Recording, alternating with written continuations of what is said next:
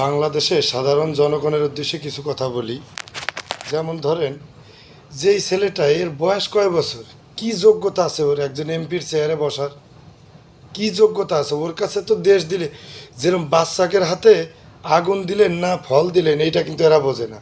এরা যেইটাই দিবেন, আগুন দিলেও ধরে গালে দেয়, ফল দিলেও ধরে গালে দেয়। এ তো বাচ্চা, কিসের এমপি হওয়ার যোগ্য?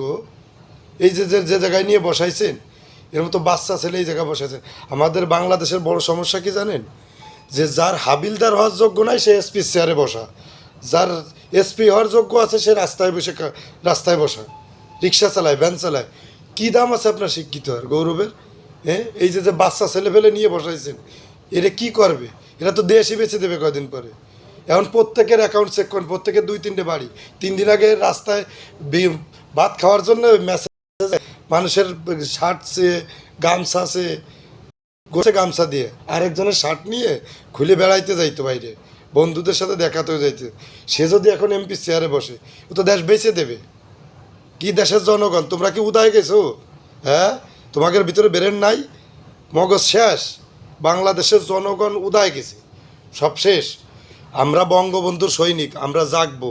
সুযোগ আছে, জোয়ার ভাটা সব জায়গায় আসে। আপনারা তৈরি থাকেন, আমরা আসবো ইনশাল্লাহ।